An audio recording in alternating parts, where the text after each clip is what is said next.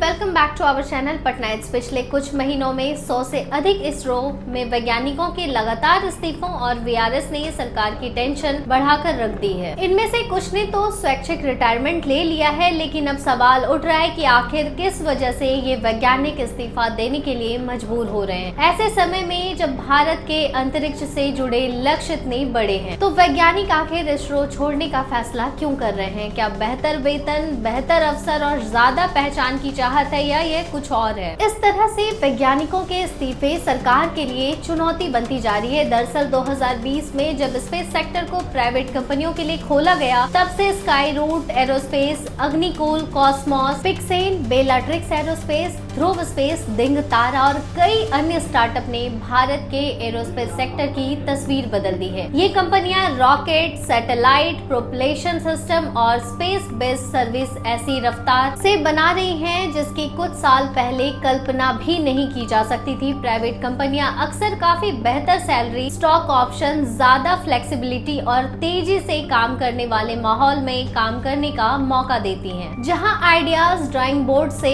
Hardware तक तेजी से पहुंचते हैं। पारंपरिक सरकारी संगठनों के उलट प्राइवेट स्टार्टअप वैज्ञानिकों को उनके करियर की शुरुआत में ही लीडरशिप की भूमिकाएं और बिल्कुल नई टेक्नोलॉजी बनाने का मौका भी देते हैं। दरअसल इस ट्रेंड को खुद इसरो के पूर्व अनुभवी अधिकारी और भी बढ़ावा दे रहे हैं। पिछले कुछ सालों में इसरो के कई रिटायर्ड और पूर्व सीनियर अधिकारियों ने एरोस्पेस स्टार्टअप शुरू किए हैं और उन्हें मेंटर किया है। इससे एक ऐसा इकोसिस्टम बन रहा है जो नेशनल स्पेस एजेंसी से टैलेंट को अपनी ओर खींच रहा है। उनके अनुभव और बढ़ते प्राइवेट इन्वेस्टमेंट ने भारत के एरोस्पेस इंजीनियरों के लिए करियर के ऐसे रास्ते खोल दिए जो पहले यहाँ मौजूद नहीं थे। अब संभावना यही जताई जा रही है कि ये वैज्ञानिक करियर ग्रोथ के लिए इस तरह के फैसले ले रहे हैं। हालांकि अभी इस्तीफे को लेकर वजह सामने नहीं आई है, ना ही इस पर कोई आधिकारिक बयान सामने आया है। हालांकि अंतरिक्ष विभाग ने अपने वैज्ञानिकों के इस्तीफे स्वीकार करने के नियमों में बदलाव किया है। इसकी वजह यह बताई जा रही है कि पिछले एक साल में अनुमानित 100 से 120 वैज्ञानिक इसरो छोड़कर स्पेस स्टार्टअप से जुड़ गए हैं। केंद्र सरकार के इस विभाग ने